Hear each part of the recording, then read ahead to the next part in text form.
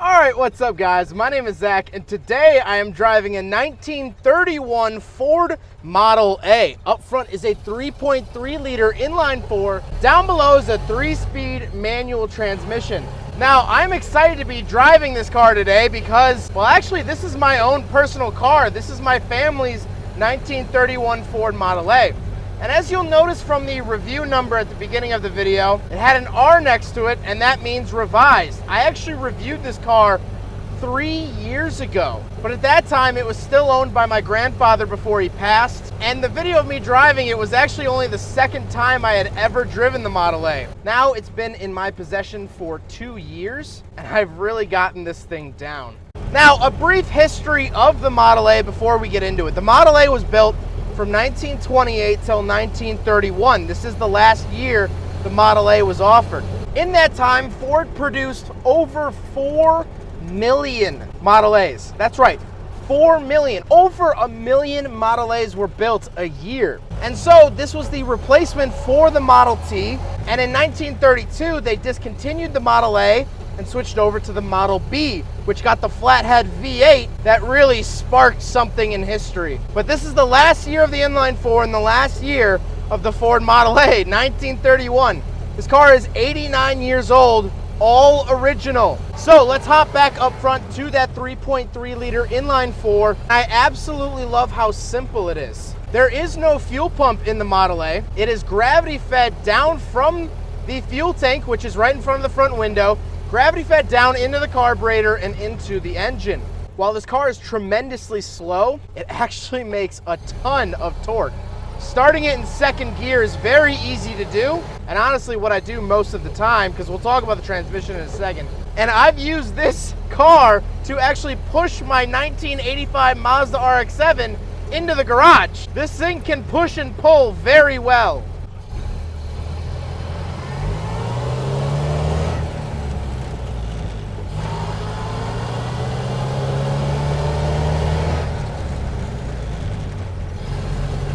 That's it. It's about as fast as it goes. The other night, it was cool out, and I had just left the bar, and I got this baby up to 50 miles an hour, 50. People will tell you it'll go faster, but when you have 4-wheel drum manual brakes, you really don't want to go much faster. And you have to remember with this whole car, when this car came out in 1931, there weren't that many paved roads, especially not paved in the way that they are today. So it was a lot of two-tracks, it was a lot of off-road, it was a lot of gravel and dirt roads that these cars had to handle because that was a lot of America's road system. Highways didn't even exist for another 20 years after this car. So let's talk about the transmission. The transmission is a 3-speed dogleg. And what that means is that first gear is actually left and back, second gear is right and forward, and third gear is right and back, and that's it. That's all the forward gears you get in the Model A. Going along with that, they are not synchronized. There are no synchros between gears. So the first time you drive a Model A, you'll probably grind a gear or 2, or 3, or more after that. To prevent grinding, what most people do is double clutch. Clutch to get it out of gear, let off the clutch, let back in the clutch, then move it into the next gear. And last but not least about the drivetrain, of course the Model A it's rear-wheel drive. Got a solid rear axle. It's not that far off from an RX-7. Well, first gen at least. So let's talk about the interior. There's not a whole lot in here, but definitely some interesting bits. Well, in front of me, I don't have any gauges. The gauges are actually in the center of the car. I do have a fuel gauge. I have an amperage gauge. My key to turn the vehicle on, we'll talk about that in a little bit. Then I have my speedometer and odometer. And before you ask, that is not the original mileage. The odometer didn't work for about, at least 35 years, but it actually now works. My dad and I fixed it a couple weeks ago, actually. I do have one gauge that is outside of the car in true hot rodder fashion. I have a coolant gauge that is up on the hood. Why is it up on the hood? Well, that's because there's a thermometer that just dips down into the coolant. That's it. That's how they measured the coolant. Now the steering wheel is huge. Of course, I don't have any power steering, so leverage is your friend. However, in the center of the steering wheel, I do have a horn button for the Auga horn. I'll play it here.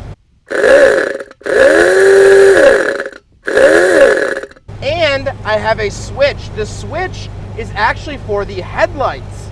This is where the headlights will be found. It's on the steering wheel, and you move it to the right once for your headlights, twice for your brights. Very interesting and something you don't really see anymore. Behind the steering wheel, you'll find 2 levers. On the left is actually for your spark. You can advance and retard the spark of the engine. So when you're idling, I usually leave it up. I retard it a little bit. But when I'm cruising like so, I crank it down and advance the spark a little bit. The engine runs smoother at higher RPMs. I literally get to tune the engine while I'm driving. There is no ECU. I am the ECU. On the right-hand side, I do have a hand throttle. This is essentially cruise control. You can crank this down and you'll just sit there and cruise. On the door, I have my handle and my crank for the window. That's it. Of course, manual windows. Center console wise, well, I don't have a center console. But underneath the dashboard, there are a couple important things. First of all, this knob coming out of the dashboard, that's my choke. If it's cold, I'll pull that. It'll help the engine start a little bit easier. Then I have a valve. This actually turns the gas on. Like I said, there's no actual fuel pump. It's just gravity fed, so you have to turn the gas on. And so let's talk about the starting process. In order to start a 1931 Ford Model A, there's a couple things you have to do that are different than regular cars. So first of all, you turn the key, put in the key and turn it on. Nothing happens. You have to reach under the dash and turn the gas on, like I just mentioned. And then there's a starter motor button up to the left. You hit that and the car will crank over. You can actually get out and crank from the hole in the front of the car with a physical crank. However, that is super unsafe to do, and we've actually only done it once. We do have the crank. I'm showing it on screen now, and so you can crank start it if you'd like. Then I have my parking brake, very, very tall, and you pull it up towards you like a traditional parking brake. Nothing really too crazy there. And then I have my pedal set up. That little circle to the far right, that is actually my gas pedal, along with a footrest to the right of it. That looks like a second button. So the gas pedal is just a circular button. To the left of that is the brake, and then the left of that is the clutch. What's interesting about this car is that this is the first Ford product to have traditional driving controls, meaning a steering wheel, clutch, brake, and gas, in that order. The Model T had completely different pedals, and actually most cars at the time, they'd have a pedal to do this, a pedal to do that. There wasn't really any standard driving controls. And so this is actually the first Ford product to have standard driving controls. Now, below my feet is actually where you'll find the battery, but the battery system is not like a normal car. This is a 6-volt system as opposed to 12-volt, and it actually has a positive ground. The chassis of the car is positively charged, something you do not see anymore. An interesting story about the floorboards is that Ford was so poor at the time that they made the Model A. You have to remember, this is mid-Prohibition, but mainly mid-stock market crash, mid-Great Depression. Since Ford was so poor at the time, they would buy parts from other manufacturers, and when the parts arrived in wooden crates, they would take the crates, disassemble them, and make them into the floorboards for the Model A's. So these floorboards were originally meant to be a crate for parts, and they were reused. Ford was recycling in the 30s. Now the seats are very comfortable. They are made of mohair, which is a very old fabric style. You don't see seats like this anymore. These seats were reupholstered in the 80s, but they used the original fabric. Now, speaking of seats, we will do a backseat review because that's where you want to be in a Model A. All right, so we're in the back of the 1931 Ford Model A, and first of all, the one thing I want to show off is suicide doors. Really, really cool. So, the reason why I say the back seat is the place you want to be is, first of all, I am fully spread out, and I have no prayer of hitting the front seat. I do have these nice little armrests. These third windows, I call these the Queen's windows, do roll down. It's kind of weird because their crank is like a, I don't even know how to describe it. It's like a hook instead of like a, you can't really get good leverage on it. So it kind of takes a while to roll down, but these go all the way down. These go most of the way down. However, as you'll notice, the door is kind of cut to accommodate the wheel, so they don't go all the way down. One question I get all the time whenever I drive people around in the Model A is, there's no seat belts. Is that legal? And yes, it is legal to not have seatbelts.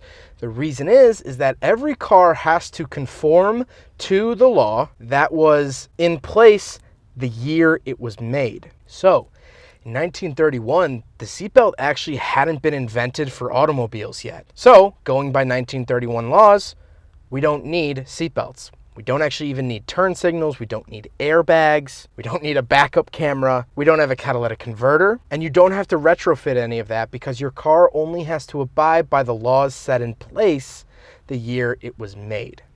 So with all of these increasing emissions laws and things like that today, this car will never be affected by that because it's only the laws that were in place in 1931. Speaking of that, actually, another question that I'll get is that these are the original license plates for the car, front and back. I get a lot of questions on this as well. Yes, these are legally registered here in the state of Illinois.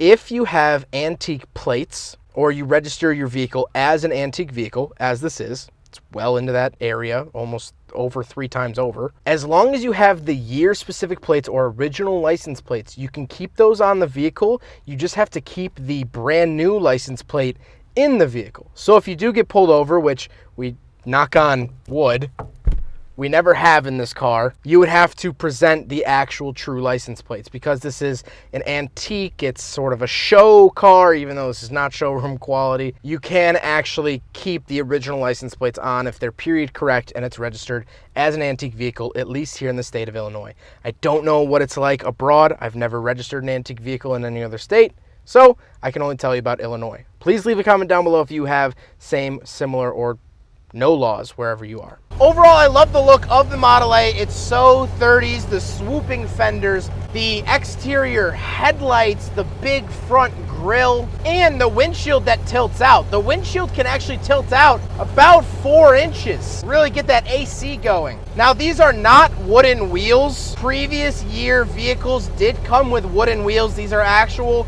metal wheels, and they are tubed tires. So there are actual tubes inside of these tires. And we actually got a flat last year. My dad changed the tire just like you would a bicycle. No different. The best thing about the Model A, at least in my own opinion, is that it always gets a reaction out of everyone. Everyone loves to see the Model A.